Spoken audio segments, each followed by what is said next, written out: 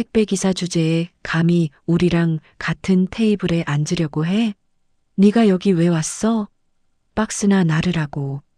20년 만에 동창회에서 동창들이 택배기사로 일하는 옛 친구를 무시하며 쏟아낸 조롱이었습니다. 하지만 그들이 몰랐죠. 자신들이 우습게 여기고 있던 그 사람이 바로 국내 최대 물류기업 부회장의 아내라는 사실을요. 감히 내 아내를 그렇게 대했다고? 전 직원 앞에서 진실이 밝혀진 순간 모든 것이 뒤바뀝니다. 과연 어떤 일이 벌어졌을까요? 시청 전에 구독과 좋아요 꼭 부탁드립니다. 여러분의 응원이 더 좋은 이야기를 만드는 힘이 됩니다. 서울 삼성동 고급 레스토랑 르시엘의 프라이빗 룸이 화려한 크리스탈 조명과 프렌치 인테리어로 빛나고 있었습니다. 20년 만에 동창회를 위해 모인 사람들이 서로 반가운 인사를 나누며 웃음소리가 여기저기서 터져 나왔죠. 모두들 성공한 모습으로 명품 의상과 액세서리로 치장하고 있었습니다. 은서가 레스토랑 입구로 들어서자 동창들의 시선이 하나둘 그녀에게 집중되기 시작했어요. 수수한 남색 후드티와 청바지 차림의 은서는 다른 동창들의 화려한 샤넬 드레스, 구찌 정장과 극명한 대비를 이루고 있었습니다. 어머, 은서구나. 정말 오랜만이다. 20년이나 됐네. 혜진이 은서를 향해 다가오며 위아래로 훑어보는 시선이 예사롭지 않았어요. 그녀의 손목에는 3천만 원짜리 롤렉스가 반짝이고 있었죠. 다른 동창들도 하나둘 모여들기 시작했습니다. 은서야, 요즘 어디 살아? 뭐 하면서 지내? 서연이 호기심 가득한 눈빛으로 물어봤어요. 다른 동창들도 귀를 기울이며 은서의 대답을 기다렸습니다. 은서가 조심스럽게 입을 열었어요. 택배 일을 하고 있어. 여러 지역 배송하면서 생활하고 있어. 순간 주변이 조용해졌습니다. 마치 시간이 멈춘 것처럼 동창들의 표정이 미묘하게 변하기 시작했어요. 놀람, 당황, 그리고 묘한 우월감이 그들의 얼굴에 스쳐 지나갔죠. 혜진의 눈빛에 이상한 빛이 스쳤습니다. 어머, 은서가 택배 기사라고? 정말, 어떻게 그런 일을? 혜진의 목소리에는 동정이 아닌 놀라움과 우월감이 묻어났어요. 다른 동창들도 하나둘 수군거리기 시작했습니다. 어떻게 그런 일을 하게 됐어? 무슨 사연이 있나? 정말 힘들겠다. 그런 일이 얼마나 고생스러운데? 박스 들고 다니는 게 얼마나 무거운지. 동창들의 말에는 진심 어린 걱정보다는 호기심과 은근한 우월감이 더 크게 느껴졌어요. 은서는 그들의 시선이 점점 차가워지는 것을 느꼈습니다. 지혜가 에르메스 버킨백을 만지작거리며 말했어요. 그런데 은서야, 택배 기사가 한 달에 얼마나 벌어? 생활하기 힘들지 않아? 다른 동창들의 관심이 더욱 집중되었습니다. 마치 진기한 구경거리를 보는 듯한 시선들이었죠. 아마 200만 원도 안 될 거야. 요즘 택배 기사가 얼마나 받겠어? 민주가 동정하는 듯한 표정을 지으며 말했지만 그 눈빛에는 우월감이 가득했습니다. 혜진이 스마트폰을 꺼내더니 은밀하게 은서를 향해 카메라를 돌렸어요. 우리 단체톡에 올려야겠다. 20년 만에 만난 택배 기사 동창 이야기로 화제가 되겠네.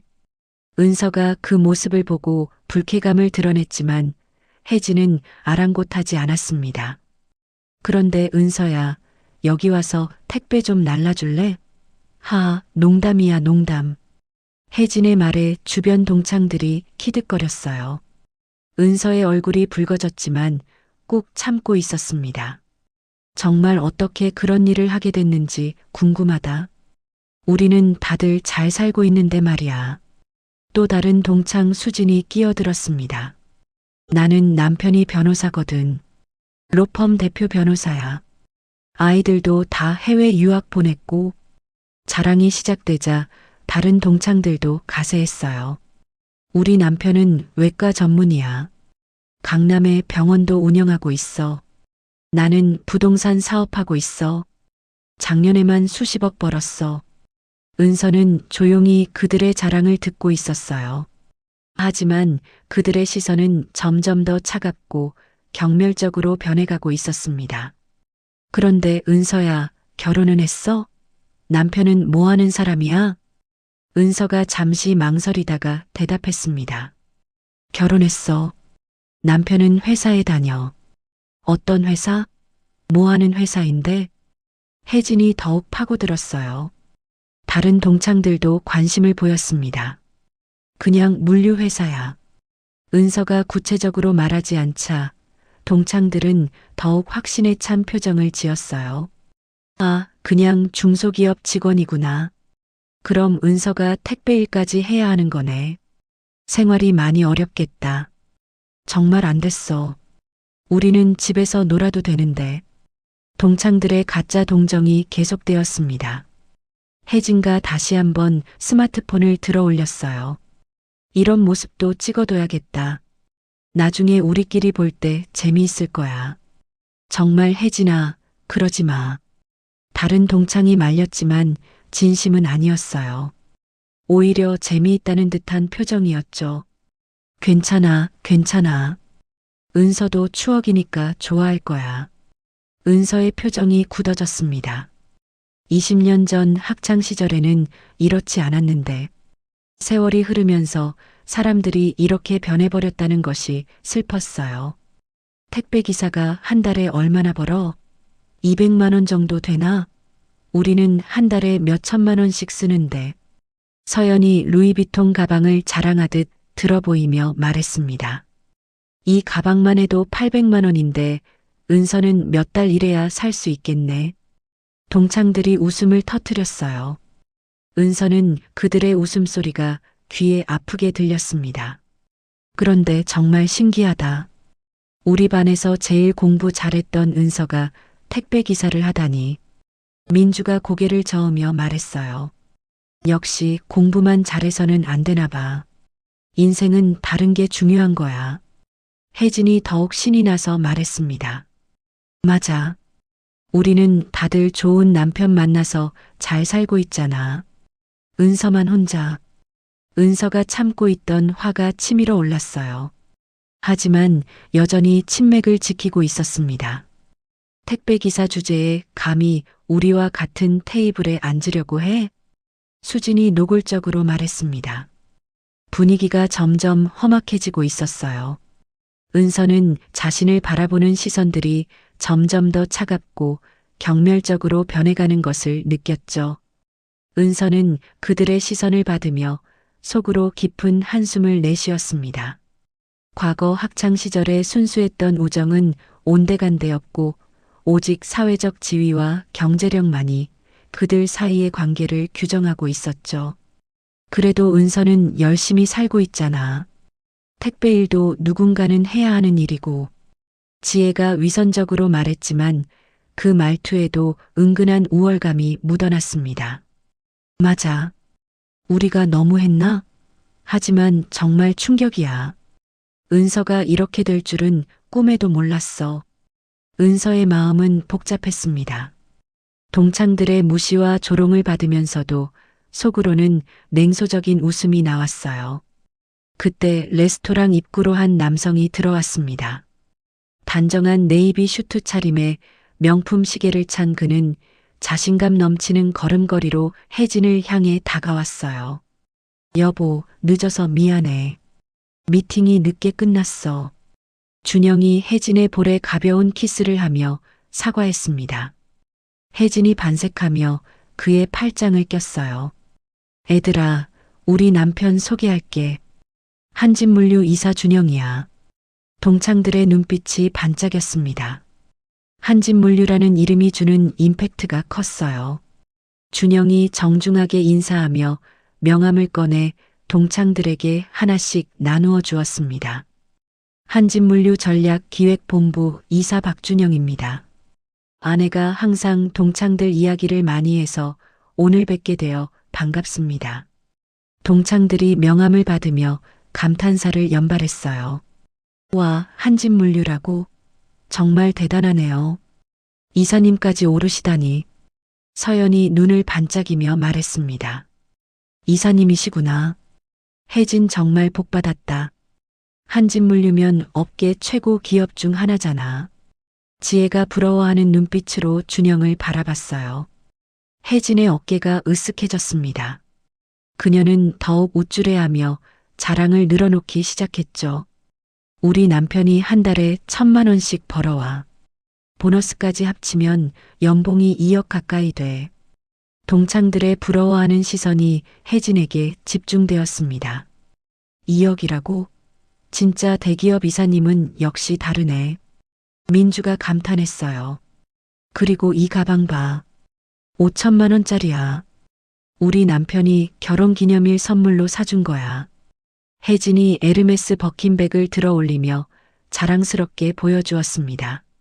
동창들이 우아하며 감탄했어요. 5천만 원? 진짜 예쁘다. 나도 하나 갖고 싶어. 그런데 5천만 원이라니 정말 비싸네. 수진이 가방을 만져보며 부러워했습니다. 이건 기본이야.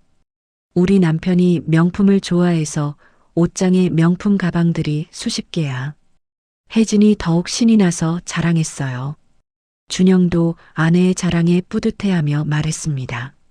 아내가 좋아하니까 사주는 거죠. 능력이 되니까 가능한 일이에요. 그의 말에서도 은근한 자부심이 느껴졌어요.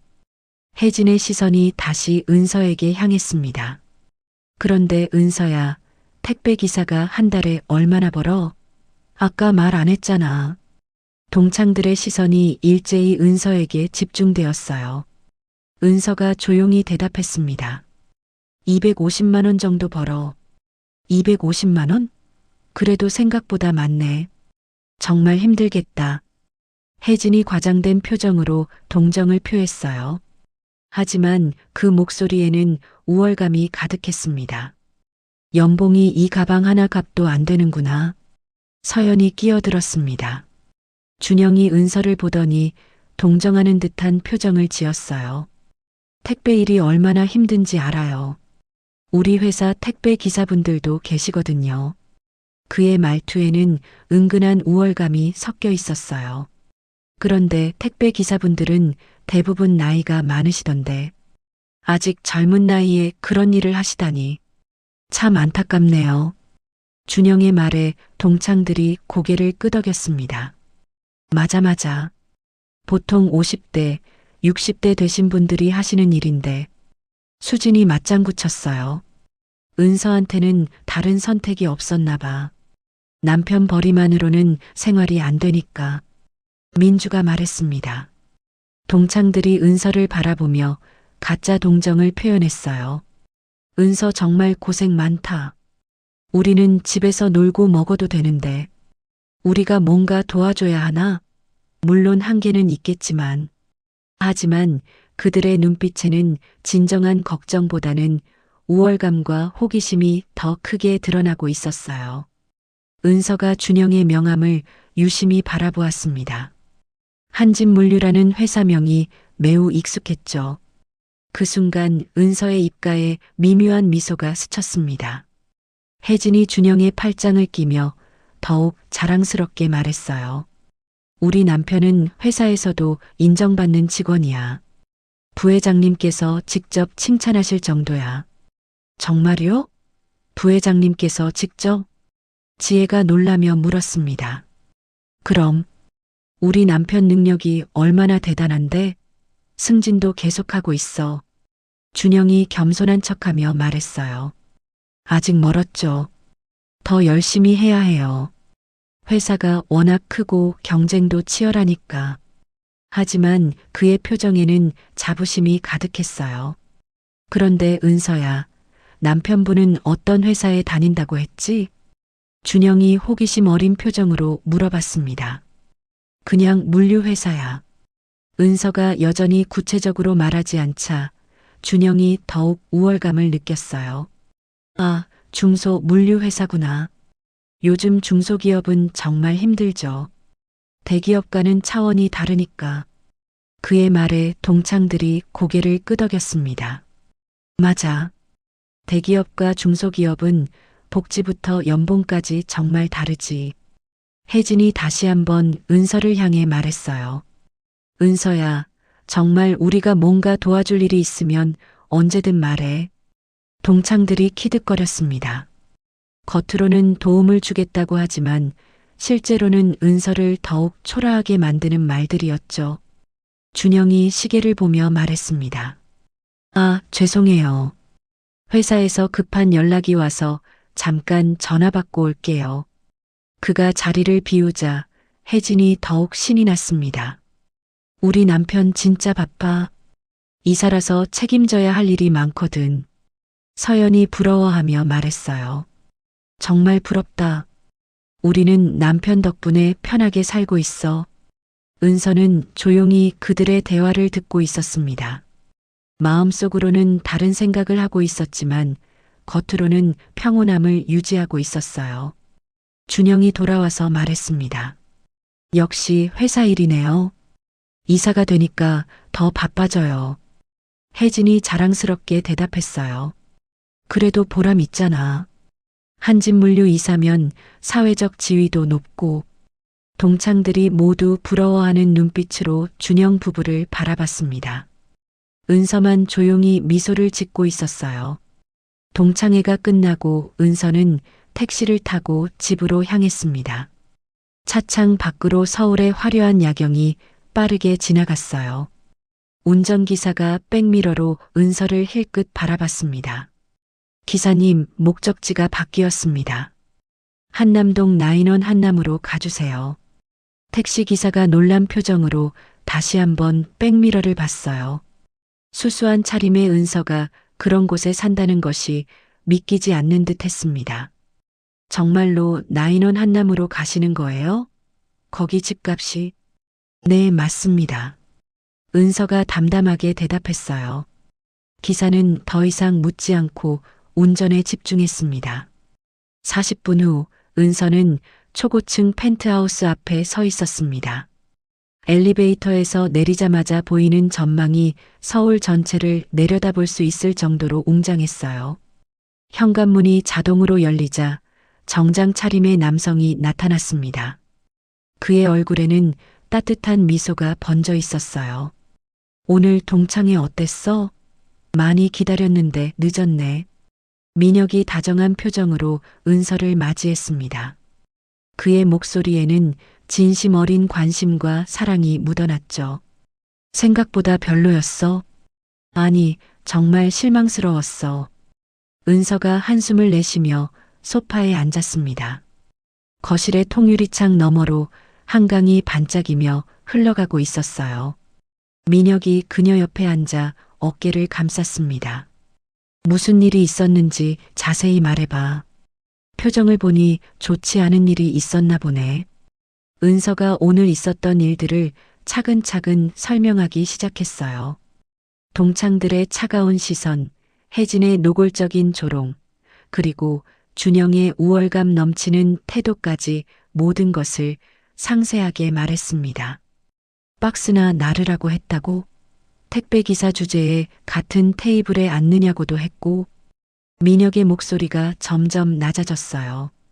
평소 온화한 그의 표정이 급격히 굳어지기 시작했습니다. 그런데 그 중에 준영이라는 사람이 있었는데, 당신 회사 이사더라. 민혁의 표정이 급격히 변했습니다. 온화했던 눈빛이 차갑게 식어갔어요. 준영이라고? 혹시 박준영 말이야? 네, 전략기획본부 이사라고 하던데. 혜진이라는 동창의 남편이었어. 민혁이 주먹을 꽉 쥐었습니다. 그의 얼굴에 분노가 스쳐 지나갔죠. 감히, 내 아내를, 내 부하 직원이 감히. 민혁의 목소리가 떨렸어요. 은서가 그의 손을 잡으며 진정시키려 했습니다. 괜찮아. 그냥 넘어가자. 별일 아니야. 하지만 민혁은 이미 결심을 굳힌 것 같았어요. 절대 그냥 넘어갈 수 없어.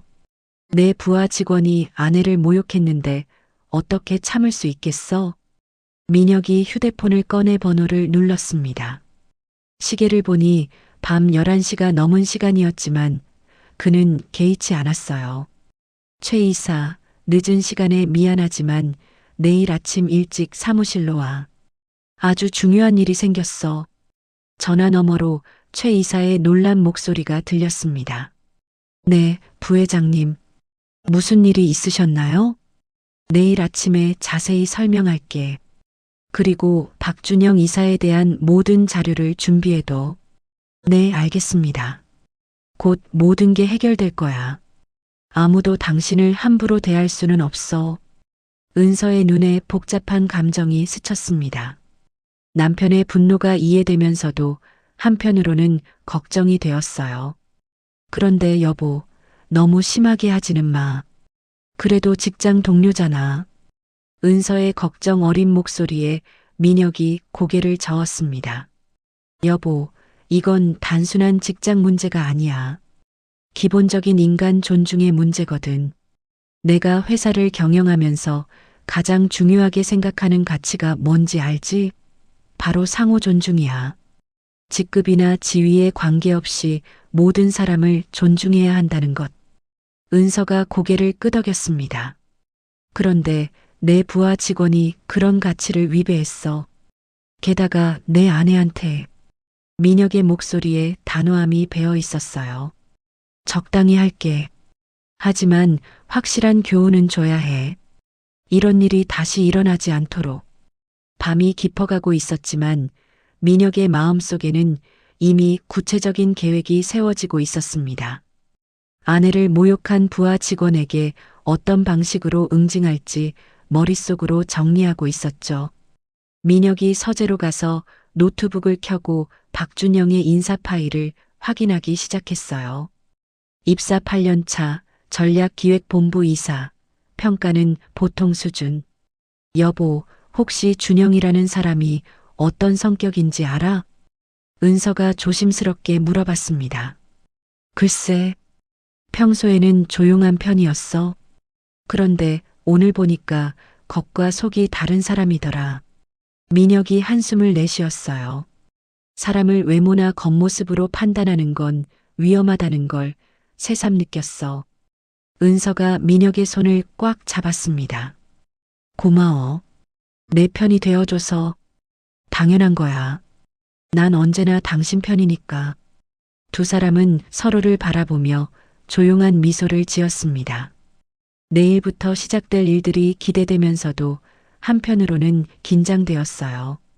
다음 날 아침 7시 한진물류 본사는 평소보다 이른 시간임에도 불구하고 분주한 분위기였습니다. 민혁이 일찍 출근했다는 소식이 직원들 사이에 퍼지면서 긴장감이 돌고 있었어요. 준영이 평소와 같은 시간인 8시 30분에 출근했습니다. 동료들과 함께 엘리베이터를 타고 사무실로 들어서며 어제 있었던 일을 자랑스럽게 이야기하고 있었어요. 어제 동창회에서 정말 재미있는 사람을 봤어. 우리 와이프 동창인데 그 나이에 택배 기사를 하더라고. 동료들이 관심을 보이며 물어봤습니다. 택배 기사요? 나이가 어떻게 되는 분인데요? 우리랑 비슷한 나이야. 정말 초라하더라. 준영이 커피를 마시며 우월감에 찬 목소리로 계속 이야기했습니다. 20년 만에 만났다는데 택배 기사를 하고 있대. 정말 인생이 극과 극이지. 우리는 이렇게 대기업에서 성공했는데. 김 차장이 궁금해하며 물어봤어요. 그래서 어떻게 했어요? 뭐 별로 할 말은 없었지. 우리 와이프가 좀 놀려줬지만 사실 불쌍하기도 하고. 준영의 표정에 가짜 동정과 진짜 우월감이 섞여 있었습니다. 우리는 이렇게 대기업에서 이사까지 올라왔는데 그 사람은 택배나 배달하고 있으니까. 참 인생이 아이러니해. 이 과장이 끼어들었어요. 그런 분들도 있죠. 요즘 경제가 어려워서 어쩔 수 없이 그런 일을 하는 사람들이 많아요. 맞아. 하지만 우리는 다르잖아. 능력이 있으니까 인정받는 거고. 준영이 더욱 자만에 찬 목소리로 말했습니다. 그때 사무실 문이 열리며 민혁이 들어왔습니다. 뒤따라 최 이사도 함께 왔어요. 직원들이 모두 깜짝 놀라며 일어나 인사를 했습니다. 부회장님, 안녕하십니까? 모든 직원들이 일제히 인사했어요. 준영도 당황하며 자리에서 일어났습니다. 민혁이 준영을 유심히 바라봤습니다. 평소와는 다른 차가운 시선이었어요. 박 이사, 잠깐 대화 좀 할까? 준영이 긴장한 표정으로 대답했습니다. 네, 부회장님. 어떤 말씀이신지요? 민혁이 준영 앞으로 다가갔습니다. 다른 직원들도 숨을 죽이며 상황을 지켜봤어요. 평소에 어떤 생각을 가지고 일하는지 궁금해서 왔어. 준영이 조금 불편해하며 말했습니다. 항상 회사를 위해 최선을 다하고 있습니다. 혹시 제가 뭔가 잘못한 일이 있나요? 아니야. 그런 게 아니라 직원들의 가치관이나 인성에 대해 알아보려고. 민혁의 시선이 준영에게 고정되어 있었어요. 박 이사, 회사 생활은 어때? 만족하고 있나? 네, 매우 만족스럽습니다. 부회장님 덕분에 좋은 환경에서 일할 수 있어서 정말 감사합니다. 준영이 아부하는 듯한 톤으로 대답했어요. 그런데 부회장님, 저희 회사 직원들은 정말 우수합니다. 사회적으로도 인정받는 위치에 있다고 생각해요. 민혁의 눈빛이 더욱 차갑게 변했습니다. 사회적으로 인정받는 위치라. 구체적으로 어떤 면에서 그렇게 생각하나? 저희는 대기업에서 일하잖아요. 경제적으로도 안정되어 있고 사회적 지위도 높고 다른 사람들과는 확실히 차원이 다르다고 생각합니다. 준영이 자신만만하게 대답했습니다. 민혁은 그의 말을 조용히 듣고 있었어요. 다른 사람들과 차원이 다르다. 예를 들어 어떤 사람들? 글쎄요. 택배기사나 그런 단순 노동직에 종사하는 분들과는 확실히 다르죠. 어제도 그런 사람을 봤는데 정말 안타깝더라고요. 민혁의 주먹이 책상 아래에서 꽉 쥐어졌습니다. 하지만 겉으로는 평온함을 유지했어요. 어제 그런 사람을 봤다고? 네. 제 아내 동창회에서 만났는데 택배 기사를 하고 있더라고요. 같은 나이인데 이렇게 인생이 다를 수가 있나 싶었어요. 준영이 계속해서 자신의 우월감을 드러냈습니다. 그래서 어떻게 됐나? 동정은 했죠. 하지만 솔직히 우리와는 다른 세계 사람이라는 생각이 들더라고요. 민혁의 표정이 점점 더 굳어졌어요. 다른 세계 사람이라. 그렇게 생각하는구나. 네. 아무래도 사회적 지위나 경제적 능력이 다르니까요. 저희는 이렇게 훌륭한 회사에서 인정받으며 일하고 있잖아요. 준영이 전혀 눈치채지 못하고 계속 말했습니다. 민혁이 최 이사를 바라봤어요. 최 이사가 고개를 끄덕이며 무언의 신호를 주고받았습니다. 박 이사, 내일 전체 직원 워크숍이 있어. 매우 중요한 내용이니까 꼭 참석해. 네, 알겠습니다. 무슨 내용인지 미리 알 수 있을까요? 내일 가면 알게 될 거야. 아주 흥미로운 내용일 거야. 민혁이 돌아서며 마지막으로 준영을 바라봤습니다. 박 이사, 사람은 겉으로 판단하면 안 돼. 명심해. 준영이 고개를 갸우뚱했지만 민혁은 이미 사무실을 나가고 있었어요. 민혁이 사무실을 나간 후 동료들이 준영에게 몰려들었습니다. 이사님, 부회장님이 왜 갑자기 오신 걸까요? 좀 이상하지 않았어요? 글쎄, 뭔가 중요한 일이 있나 보지. 내일 워크숍도 있다고 하고. 준영은 민혁의 차가운 시선을 기억하며 조금 불안해했지만 곧 그 생각을 떨쳐냈습니다. 별일 아니겠지? 우리가 잘못한 게 있나? 김 차장이 걱정스럽게 말했어요. 그래도 부회장님 표정이 좀 이상했던 것 같은데요? 준영이 어깨를 으쓱하며 대답했습니다. 설마 우리 때문이겠어? 다른 부서에 문제가 있나 보지. 그는 자신이 그 문제의 중심에 있다는 것을 전혀 알지 못하고 있었습니다. 민혁은 사무실로 돌아가자마자 최 이사를 불렀습니다. 최 이사가 들어오자 민혁의 표정은 전날 밤보다도 더욱 굳어 있었어요. 이사님, 박준영에 대해 조사한 결과가 어때? 네, 부회장님. 밤새 자료를 정리해 왔습니다. 최 이사가 두꺼운 파일을 테이블 위에 올려놓았습니다. 박준영 이사는 입사 8년 차로 전략기획본부에서 근무하고 있습니다. 성과는 평균 정도고 큰 문제가 될 만한 사항은 표면적으로는 없었습니다. 민혁이 파일을 넘기며 자세히 읽어봤어요. 하지만 동료들과의 관계에서는 어떤가? 그 부분을 조사해 보니 좀 문제가 있더군요. 후배들이나 하급 직원들에게는 권위적인 태도를 보이는 편입니다. 최 이사가 추가 자료를 꺼내며 설명했어요. 특히 택배 기사분들이나 청소 직원들을 대할 때 무시하는 태도를 보인다는 증언이 여러 건 있었습니다. 민혁의 표정이 더욱 굳어졌습니다. 역시 그렇구나. 어제 직접 확인해 보니 인성에 심각한 문제가 있어 보이더군. 어떤 일이 있으셨는지 자세히 들어봐도 될까요? 부하 직원이 내 아내를 모욕했어.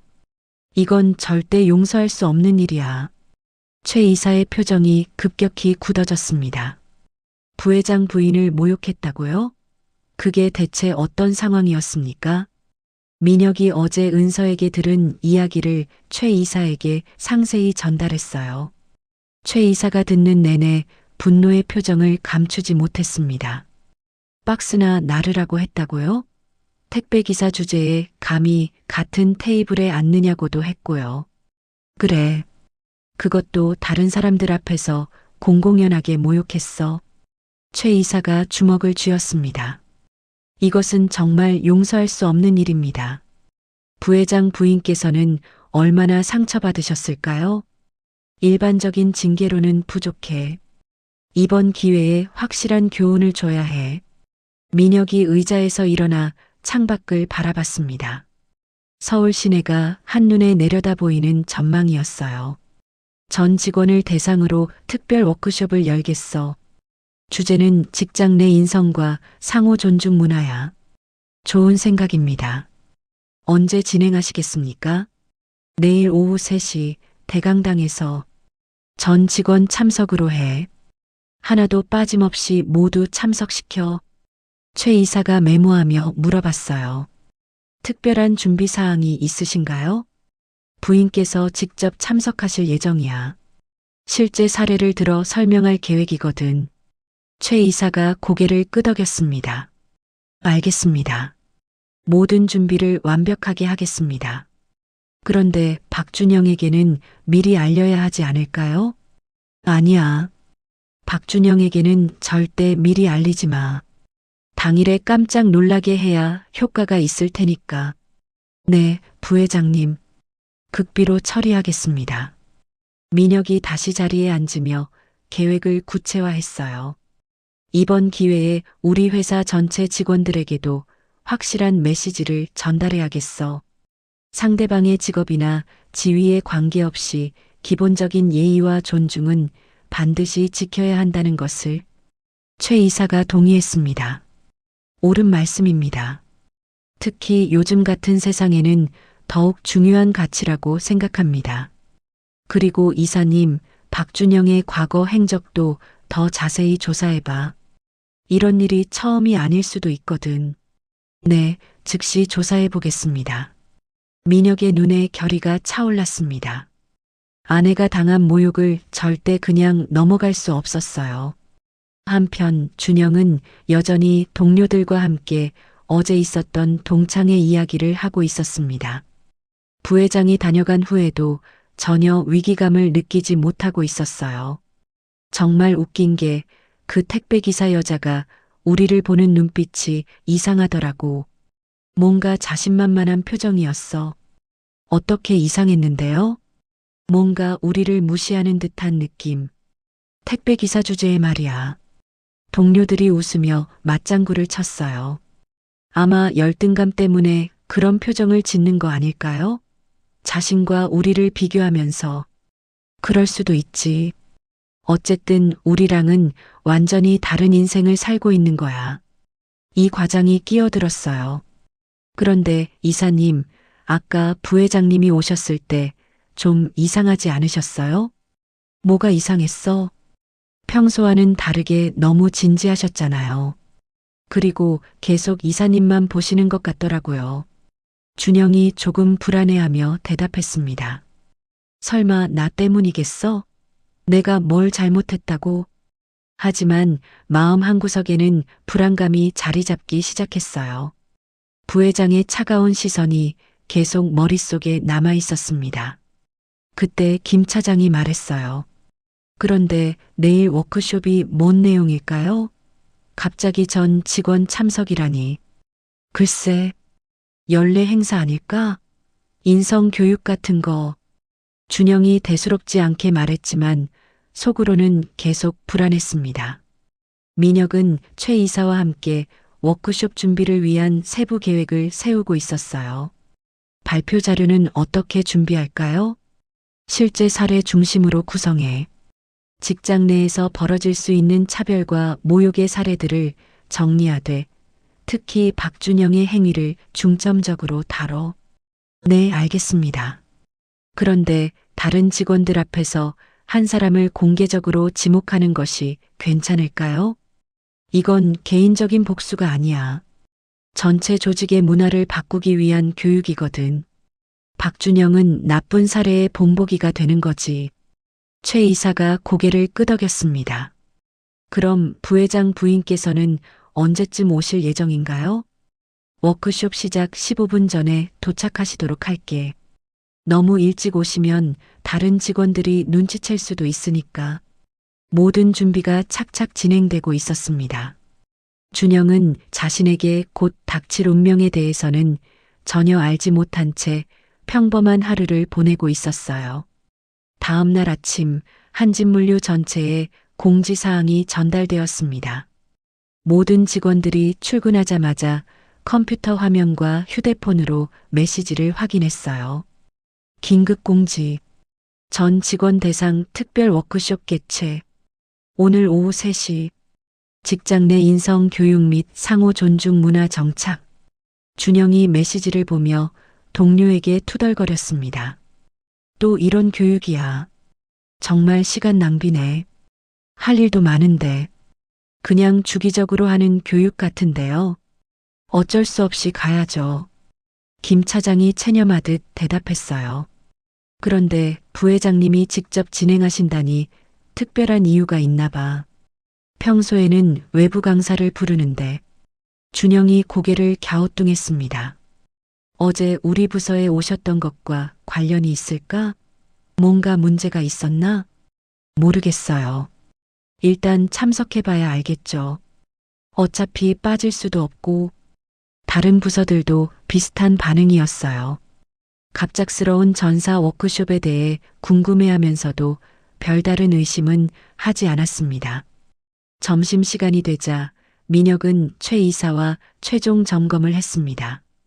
모든 준비는 완료됐나? 완벽하게 준비했습니다. 대강당 세팅도 끝났고 음향시설 점검도 마쳤습니다.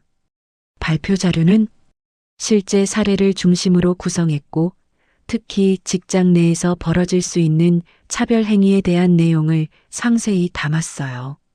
민혁이 자료를 확인하며 고개를 끄덕였습니다. 좋아. 그런데 혹시 박준영이 눈치챈 것 같지는 않나? 전혀요. 오히려 평소보다 더 태평하게 지내고 있습니다. 아직도 동료들에게 동창의 이야기를 하고 있더라고요. 민혁의 표정이 차갑게 굳어졌어요. 끝까지 깨닫지 못하는구나. 그럼 더욱 확실한 충격을 줘야겠어. 2시 30분에 미리 가서 마지막 점검을 하죠. 실수가 있어서는 안 돼. 네, 알겠습니다. 한편 은서는 집에서 워크숍 참석을 위해 준비하고 있었습니다. 평소에 입던 수수한 차림과는 전혀 다른 모습이었어요. 고급스러운 샤넬 트위드 재킷에 진주 목걸이, 그리고 우아한 메이크업까지 완벽한 비즈니스 룩을 연출하고 있었습니다. 거울을 보며 마지막 점검을 하던 은서의 눈에 결의가 서렸어요. 민혁이 집으로 전화를 걸어왔어요. 여보, 준비 다 됐어? 응, 거의 다 했어. 그런데 정말 괜찮을까? 은서의 목소리에 걱정이 묻어 있었습니다. 괜찮아. 이런 식으로라도 확실하게 가르쳐줘야 해. 다른 직원들도 보고 배울 수 있을 거야. 민혁의 목소리는 확신에 차 있었어요. 알겠어. 그럼 2시 45분에 도착할게. 오후 3시 정각 한진물류 본사 대강당에는 800여 명의 전 직원이 빼곡히 모여 있었습니다. 이런 규모의 집합은 회사 창립 기념일이나 중요한 발표가 있을 때나 볼 수 있는 광경이었어요. 민혁이 연단에 서자 강당이 완전히 조용해졌습니다. 평소 온화한 그의 표정이 오늘은 유독 진지해 보였어요. 여러분, 바쁘신 중에도 참석해주신 모든 직원 여러분께 감사드립니다. 오늘 이 자리를 마련한 이유는 우리가 일상에서 간과하기 쉬운 아주 중요한 가치에 대해 이야기하기 위해서입니다. 직원들이 진지한 표정으로 경청했어요. 준영도 앞자리에서 집중하고 있었습니다. 바로 상호 존중과 기본 예의입니다. 상대방의 직업이나 사회적 지위, 경제적 능력에 관계없이 인간 대 인간으로서 지켜야 할 최소한의 예의 말이죠. 민혁의 목소리에 힘이 실렸습니다. 우리는 모두 각자의 역할과 위치에서 최선을 다하고 있습니다. 부회장인 저부터 신입사원까지, 그리고 우리 회사에 택배를 배송해 주시는 기사님들까지 모두가 소중한 일을 하고 있어요. 직원들이 고개를 끄덕이며 공감했습니다. 하지만 안타깝게도 우리 중 일부는 이런 기본적인 가치를 망각하고 있는 것 같습니다. 자신의 위치나 지위를 이용해 다른 사람을 무시하거나 모욕하는 일들이 벌어지고 있어요. 준영이 조금 불편해하는 기색을 보였습니다. 왠지 자신의 이야기 같은 느낌이 들었어요. 오늘은 실제 사례를 통해 이 문제의 심각성을 알아보겠습니다. 바로 이틀 전에 일어난 일인데 우리 회사 직원 중 한 명이 관련되어 있는 사건입니다. 강당이 술렁이었습니다. 준영의 얼굴이 조금 창백해지기 시작했어요. 그 직원은 자신이 대기업에서 일한다는 이유로, 경제적으로 안정되어 있다는 이유로 다른 사람을 무시했습니다. 택배기사라는 직업을 가진 여성을 노골적으로 모욕했어요. 준영이 자리에서 움찔했습니다. 식은땀이 등줄기를 타고 흘러내렸어요. 박스나 나르라고 했답니다. 택배기사 주제에 감히 우리와 같은 테이블에 앉느냐고도 했고요. 그것도 20년 만에 만난 동창회에서 말이에요. 준영의 얼굴이 새하얗게 변했습니다. 주변 동료들이 그의 표정 변화를 눈치채기 시작했어요. 민혁이 무대 옆을 바라보며 손짓했습니다. 오늘은 그 피해자를 직접 모셨습니다. 특별 게스트를 소개하겠습니다. 은서가 우아한 모습으로 무대에 올라왔습니다. 이틀 전과는 완전히 다른 모습이었어요. 고급스러운 샤넬 재킷을 입고 자신감 넘치는 걸음걸이로 민혁 옆에 섰습니다. 준영의 눈이 동그랗게 커졌어요. 저 여자가 왜 저기 서 있는 거지? 그의 속삭임이 주변 동료들에게 들렸어요. 누구세요? 아시는 분이에요? 이틀 전에 본 택배 기사 여자야. 왜 저기 무대에 서 있는 거지? 준영의 목소리가 떨리기 시작했습니다. 민혁이 은서의 손을 잡으며 직원들을 향해 분명하게 말했습니다. 소개하겠습니다. 제 아내 강은서입니다. 순간 대강당이 웅성웅성 술렁이었습니다. 800명의 직원들이 모두 놀란 표정을 지었어요. 준영의 얼굴이 새하얗게 변했습니다. 다리에 힘이 빠져 의자에 주저앉았어요. 여러분 중 누군가가 이 사람을 택배기사라며 조롱했습니다. 박스나 나르라고 했다고 하네요. 민혁의 시선이 정확히 준영에게 고정되었습니다. 택배기사 주제에 감히 같은 테이블에 앉느냐고도 했고 다른 사람들 앞에서 공공연하게 무시했다고 합니다. 준영이 자리에서 벌떡 일어나려다가 다시 주저앉았어요. 온몸이 떨렸습니다. 설마 부회장님 부인이 제가 이틀 전에 그의 목소리가 거의 들리지 않을 정도로 작아졌습니다. 그렇습니다. 박준영 이사, 당신이 이틀 전에 택배기사라며 모욕한 여성이 바로 제 아내입니다. 민혁의 목소리가 대강당 전체에 울려 퍼졌어요. 대강당의 모든 시선이 준영에게 집중되었습니다. 800명의 눈빛이 그를 향하고 있었어요. 준영이 떨리는 다리로 일어나며 절망적인 목소리로 외쳤습니다. 죄송합니다. 정말 몰랐습니다. 부회장님 부인이신 줄 전혀 몰랐어요. 민혁이 차가운 목소리로 계속했습니다. 몰랐다고요? 그럼 알았다면 존중했을 거라는 뜻인가요? 상대방이 부회장 부인이라서 존중하는 건가요? 아니면 모든 사람을 존중하는 건가요? 준영이 대답하지 못하고 있었습니다. 입술이 파르르 떨릴 뿐이었어요.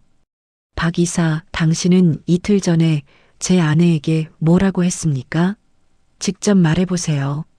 준영이 고개를 푹 숙인 채 대답했습니다. 죄송합니다. 정말 잘못했습니다. 뭐라고 했는지 물어봤습니다. 솔직히 말해보세요. 준영의 목소리가 떨렸어요. 택배 기사라고. 그리고 박스나 나르라고. 계속하세요. 같은 테이블에 앉지 말라고 했습니다. 민혁의 표정이 더욱 차갑게 변했어요. 그런 말을 할 때 기분이 어땠나요? 우월감을 느꼈나요? 준영이 대답하지 못했습니다. 주변 동료들이 그를 바라보는 시선이 차가워졌어요. 은서가 마이크를 받아들고 조용하지만 단호한 목소리로 말했습니다. 저는 결혼 후 평범한 삶을 살고 싶어서 택배 일을 선택했습니다. 남편의 지위나 경제력에 의존하지 않고 제 손으로 일하며 살고 싶었거든요. 그녀의 목소리가 대강당에 울려 퍼졌습니다.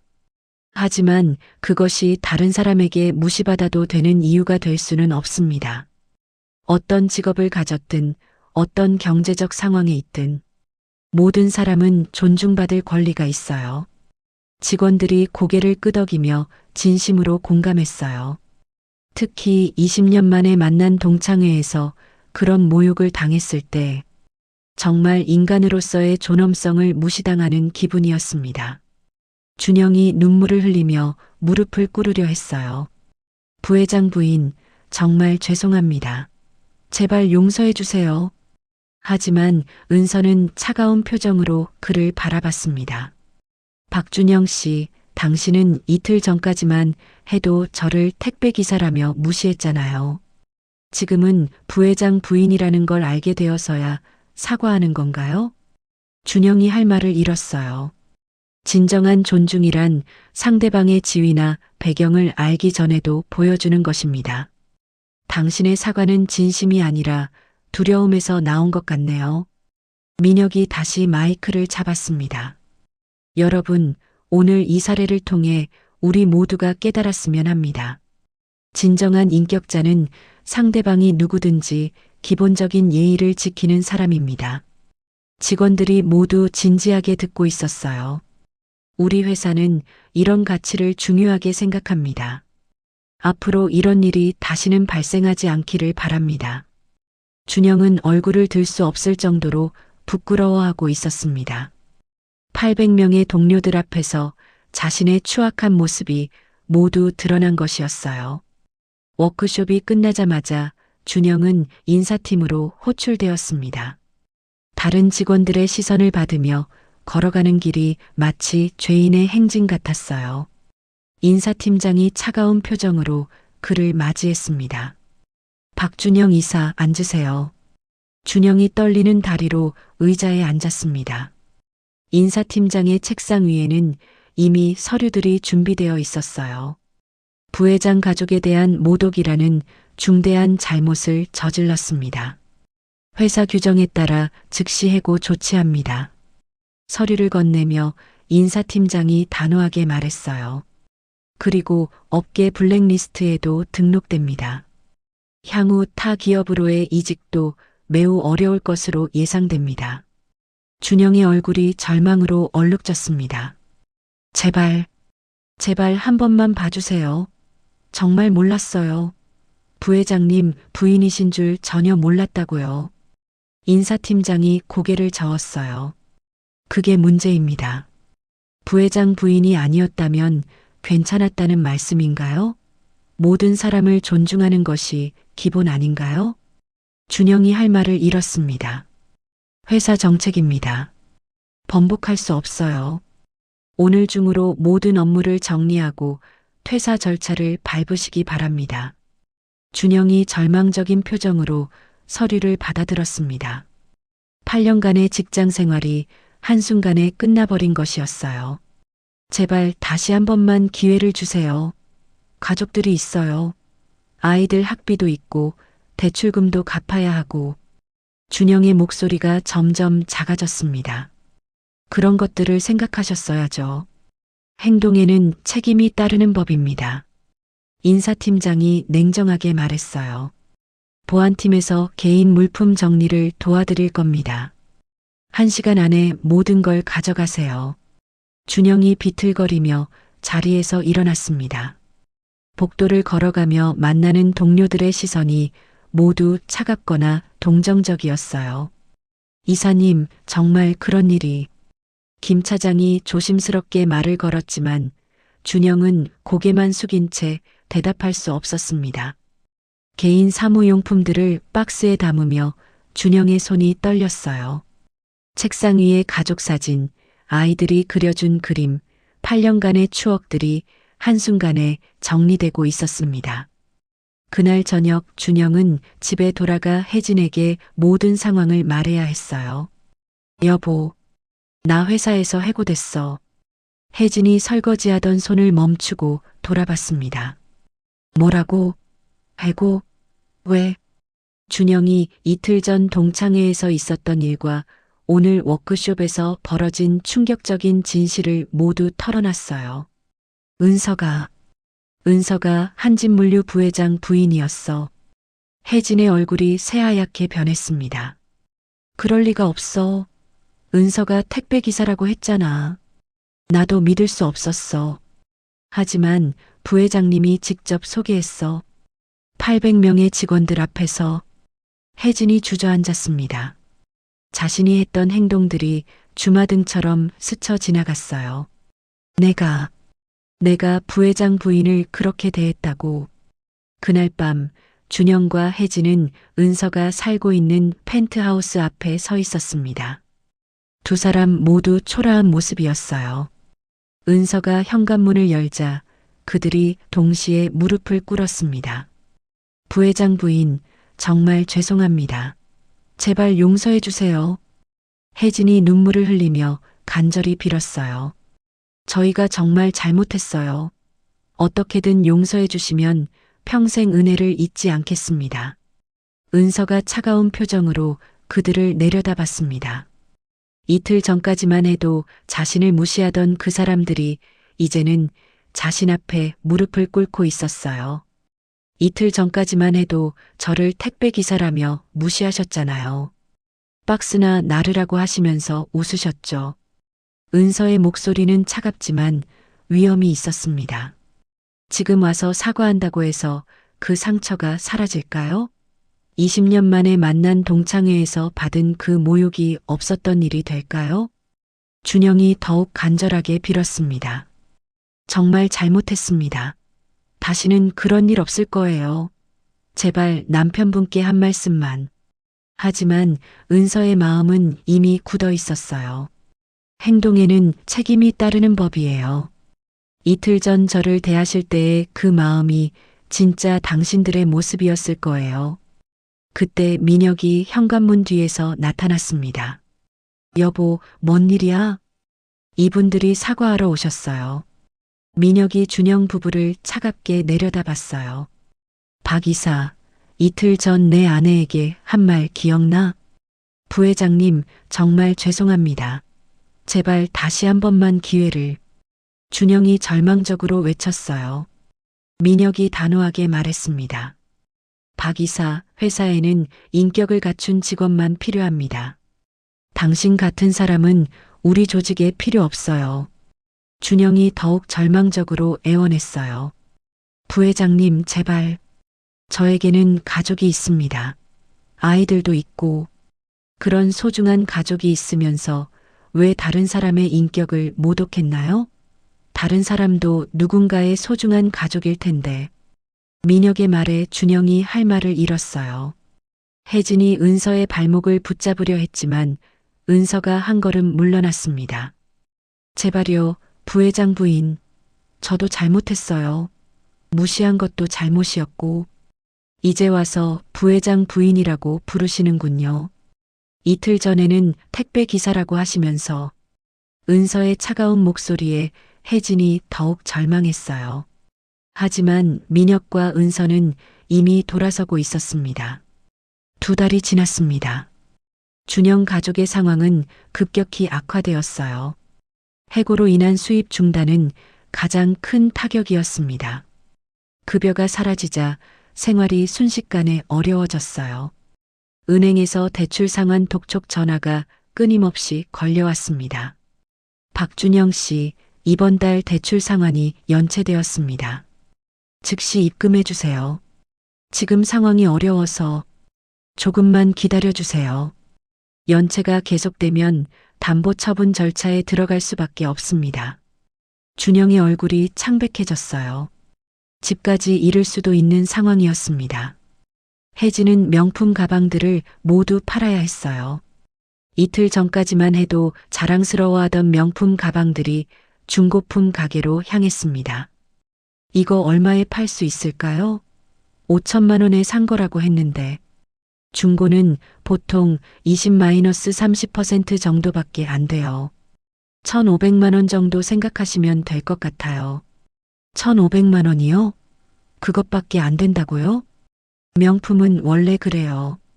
새 제품이랑 중고는 가격 차이가 많이 나거든요. 혜진의 마음이 무너져 내렸어요. 자신이 그토록 자랑스러워하던 것들이 이렇게 헐값이 될 줄 몰랐습니다. 아이들은 전학을 가야 했어요. 아빠, 왜 전학을 가야 해? 친구들이랑 헤어지기 싫어. 아들 지훈이가 눈물을 글썽이며 물어봤습니다. 아빠가 잠깐 일을 못하게 되어서 조금 더 저렴한 곳으로 이사해야 해. 준영이 아이에게 제대로 설명할 수 없었어요. 자신의 잘못 때문에 가족들이 고생하고 있다는 것이 너무 미안했습니다. 딸 서윤이도 울었어요. 엄마, 나도 전학 안 가면 안 돼? 여기 학교가 좋은데. 미안해, 서윤아. 엄마 아빠가 잘못해서 이렇게 된 거야. 혜진도 눈물을 참지 못했습니다. 준영은 여러 회사에 이력서를 넣었지만 번번이 거절당했습니다. 업계 블랙리스트의 위력은 생각보다 컸어요. 죄송합니다만 채용이 어려울 것 같습니다. 혹시 이유를 알 수 있을까요? 글쎄요. 상부에서 결정된 사항이라 대부분의 회사에서 비슷한 반응이었어요. 한진물류에서 해고된 이유가 업계에 소문이 난 것 같았습니다. 어떤 회사에서는 직접적으로 말하기도 했어요. 인성 문제로 해고되신 분은 저희 회사 방침상 채용이 어렵습니다. 준영의 절망이 깊어졌어요. 8년간 쌓아온 경력이 한순간에 무너져버린 것이었습니다. 3달 후 준영 가족은 작은 오피스텔로 이사를 가야 했습니다. 짐을 정리하며 혜진이 혼자 앉아 후회의 눈물을 흘렸습니다. 그때 왜 그랬을까? 왜 은서를 그렇게 무시했을까? 하지만 이미 돌이킬 수 없는 현실이었어요. 한번 내뱉은 말과 행동은 되돌릴 수 없었습니다. 준영이 옆에 앉으며 말했어요. 내 잘못이야. 내가 교만해서 이런 일이 생긴 거야. 우리 둘 다 잘못했어. 사람을 겉모습으로만 판단한 게 잘못이었어. 그들은 뒤늦게 깨달았지만 이미 모든 것이 늦어버렸어요. 한편 은서는 여전히 평범한 일상을 이어가고 있었습니다. 펜트하우스에서 바라본 서울의 야경은 여전히 아름다웠어요. 민혁이 은서에게 물어봤어요. 후회하지 않아? 좀 심하게 한 것 같기도 하고. 은서가 고개를 저었습니다. 아니요. 그들이 선택한 길이에요. 저는 단지 진실을 보여줬을 뿐이에요. 그녀가 창밖을 바라보며 계속 말했어요. 사람의 진짜 모습은 위기에서 나타나는 게 아니라 자신이 우위에 있다고 생각할 때 나타나는 것 같아요. 민혁이 고개를 끄덕였습니다. 맞는 말이야. 권력이나 지위가 있을 때 다른 사람을 어떻게 대하는지가 그 사람의 진짜 인격이지. 6개월이 지났습니다. 준영은 여전히 일자리를 찾지 못했어요. 간신히 찾은 것은 작은 물류회사의 말단 직원 자리뿐이었습니다. 연봉도 예전의 3분의 1 수준이었어요. 첫 출근 날 준영은 지하철을 타고 회사로 향했습니다. 예전에는 자가용으로 출퇴근했는데 이제는 그것도 팔아버려야 했어요. 지하철 안에서 택배를 나르시는 분을 봤습니다. 예전 같았으면 무시했을 텐데 이제는 그분이 존경스럽게 보였어요. 모든 일에는 가치가 있고 모든 사람은 존중받을 자격이 있다는 것을 이제야 깨달았습니다. 새 회사에서도 준영은 조심스럽게 행동했어요. 누구에게든 존댓말을 하고 청소하시는 분들께도 정중하게 인사했습니다. 어느 날 길에서 우연히 은서를 마주쳤습니다. 은서는 여전히 수수한 차림으로 택배 일을 하고 있었어요. 준영이 조심스럽게 다가가 고개를 숙였습니다. 부회장 부인, 정말 죄송했습니다. 은서가 잠시 작업을 멈추고 그를 바라봤어요. 이제 조금은 깨달으셨나 보네요. 네. 너무 늦었지만 정말 잘못 생각했었어요. 은서가 작은 미소를 지었습니다. 사람은 언제든 변할 수 있어요. 중요한 건 진정으로 깨닫고 실천하는 거죠. 준영이 깊게 고개를 숙였어요. 앞으로는 모든 사람을 존중하며 살겠습니다. 은서가 고개를 끄덕이며 다시 일을 시작했습니다. 준영은 그 모습을 잠시 바라보다가 조용히 자리를 떠났어요. 그날 이후 준영은 진정으로 변했습니다. 과거의 교만함을 버리고 겸손한 마음으로 살아가기 시작했어요. 혜진도 마찬가지였습니다. 명품에 대한 집착을 버리고 검소하게 살면서도 다른 사람들을 진심으로 대하기 시작했어요. 그들의 아이들도 부모의 변화를 보며 올바른 가치관을 배워갔습니다. 1년이 지난 후 준영은 작은 회사에서 인정받는 직원이 되었어요. 비록 예전만큼의 지위나 연봉은 아니었지만 동료들로부터 신뢰받는 사람이 되었습니다. 어느 날 회사에서 택배 기사님이 무거운 박스를 들다가 비틀거리셨을 때 준영이 가장 먼저 달려가 도와드렸어요. 기사님, 괜찮으세요? 제가 도와드릴게요. 고맙네, 젊은이. 요즘 이런 사람 보기 힘든데. 기사님의 말에 준영이 부끄러워했습니다. 예전의 자신을 생각하니 얼굴이 뜨거워졌어요. 권력과 지위는 하루아침에 바뀔 수 있지만 인간의 품격과 인성은 그 사람의 진짜 가치를 보여주는 거울이었습니다. 준영과 혜진은 그 사실을 너무 늦게 깨달았지만 그래도 깨달았다는 것에 감사해야 했어요. 은서와 민혁은 여전히 행복한 삶을 살고 있었습니다. 은서는 계속해서 택배 일을 하며 평범한 삶을 즐기고 있었고 민혁은 그런 아내를 자랑스러워했어요. 진정한 행복은 돈이나 지위가 아니라 서로를 존중하고 사랑하는 마음에서 나온다는 것을 그들은 알고 있었습니다. 겉으로 보이는 모습만으로는 그 사람을 알 수 없었고 누구든지 똑같이 예의를 지켜야 한다는 것을 이번 일로 모두가 배웠습니다. 상대방이 어떤 일을 하든 어떤 옷을 입고 있든 관계없이 기본적인 예의만큼은 지켜야 하는 것이 당연한 일이었습니다. 결국 사람은 누구든지 존중받을 자격이 있고 상대방의 직업이나 모습만 보고 판단해서는 안 된다는 진리를 모두가 깨달았습니다. 오늘 이야기는 여기까지입니다. 혹시 주변의 사람을 겉모습으로 판단하는 분이 계신가요? 이 이야기를 꼭 공유해 주세요. 그리고 여러분은 어떻게 생각하시나요? 댓글로 의견을 나눠주시면 감사하겠습니다. 구독과 좋아요는 더 좋은 이야기를 만드는 힘이 됩니다. 알람 설정까지 해주시면 새로운 이야기를 가장 먼저 만나보실 수 있어요. 지금 이 순간 여러분은 어디서 무엇을 하며 이 이야기를 들으셨나요? 출근길, 퇴근길, 휴식 시간, 여러분의 일상도 댓글로 공유해 주세요. 끝까지 시청해 주셔서 진심으로 감사드립니다. 다음에 또 만나요.